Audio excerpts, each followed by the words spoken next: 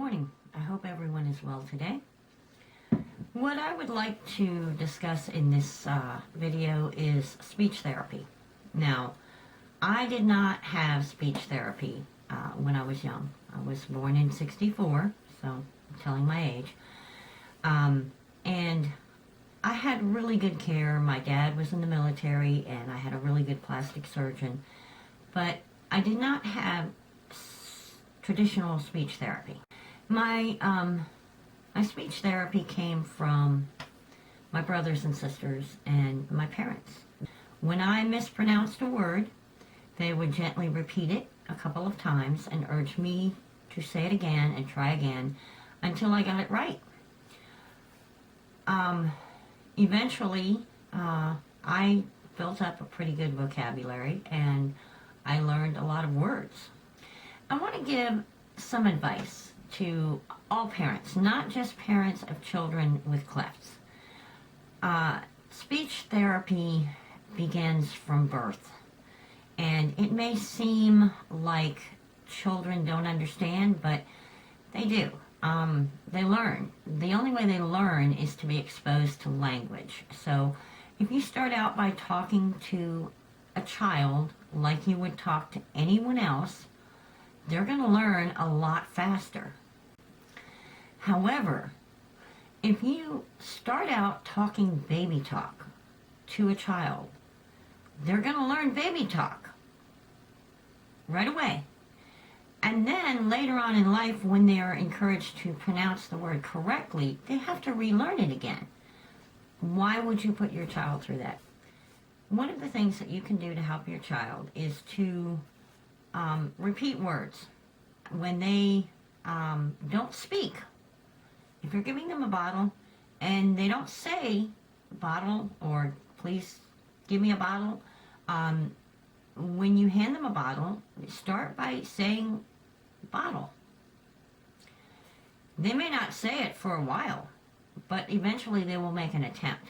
And if their attempt is not exactly the same, smile at them and say, bottle.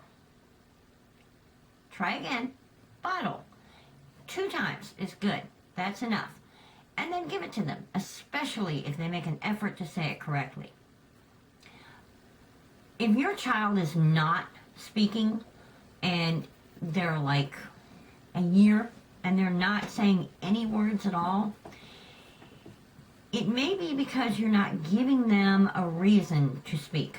So remember that when you go to give them something, whether it's a bottle, a snack, a toy, encourage them to speak the name of it, and getting the object is their reward for speaking it. You may not have done this with things like your bottle and food, and it may be a little late now to start with things like that. But it's good to start with something new, like a new toy, something you know they love, and encourage them to say the name of it before you give it to them. This way, they learn that speaking or attempting to speak gets them a reward. If all the time you just give them what they want, you're not giving them an incentive to learn to speak. Now, it is a good idea to make sure you get their hearing checked, make sure they can hear well, make sure they see well, get their responses checked, and all that, and stimuli, things like that. If all those things check out, then maybe the reason for them not speaking is that they just don't have an incentive.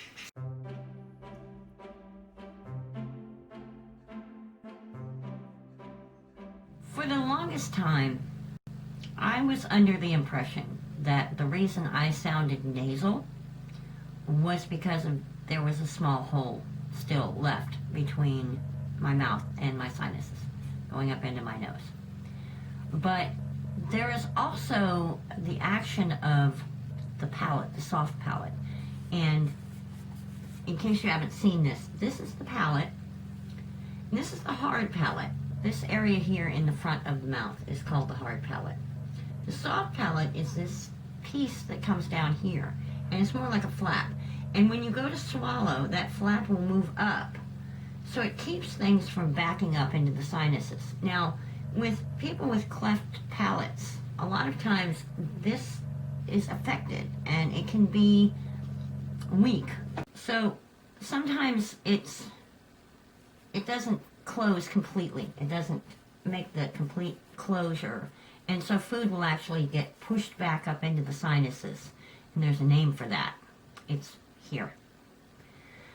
Anyway, the other problem when the soft palate is weak is the weakness of the soft palate can actually affect people's speech.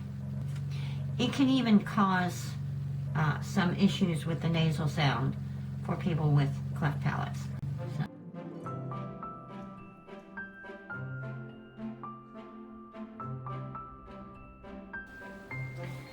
If your child has the benefit of a speech therapist, by all means, listen to your speech therapist, do what they say, and follow any instructions that they give.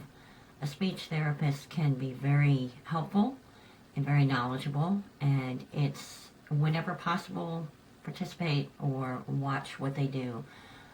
Find out what you can do to reinforce the speech therapy at home so you can continue things with the child when they get home.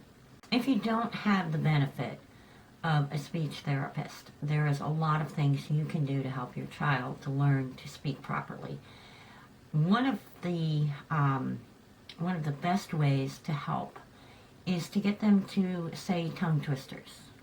If they cannot read yet, say tongue twisters to them and get them to repeat them back. Make it a game. And this is a great way to get them to try different ways and show them with your own speech. Move your tongue in different ways. Do different things with your mouth to show your child that if they do different things with their tongue and their mouth, they may be able to change the way they're speaking. Another thing you can do is record your child on camera. Don't post it on the internet. Don't throw it up on Facebook.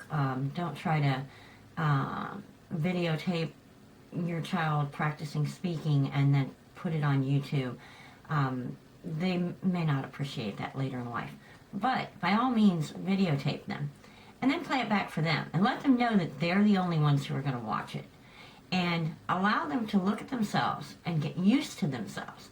This will not only help them to experiment with different ways of speaking, it'll help them to hear themselves in a way that we hear them or other people hear them. And it will also help them to build confidence.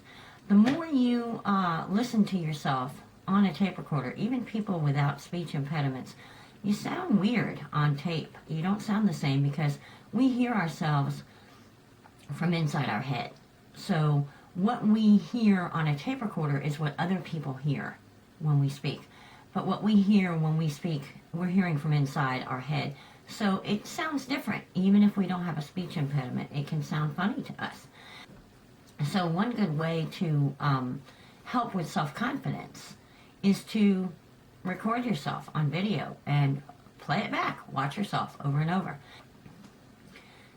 For kids, the things that I would recommend are repeating tongue twisters. And if your child can't read, you can read them to them and have them repeat the tongue twisters. Get everybody in the family in on the game. And it's a good way, especially when your child is going through orthodontic surgery or they have braces and their teeth are moving quickly, or right after surgery, whether it be lip surgery or palate surgery. There's always going to be a change, whatever kind of surgery they're having. So we have to learn to readapt to the movement of either the gums or the lip or the teeth or the palate being closed off. And so we have to, not only do we have to learn to readapt with like the tongue and the lips, but even back in the back of the throat, there are parts like the soft palate and things like that that have to learn to readapt to the changes that are happening in the front of the mouth, where the surgery has been done, or where the orthodontic work is being done. If that makes any sense, I hope I made sense. The next thing I would suggest is a good tape recorder.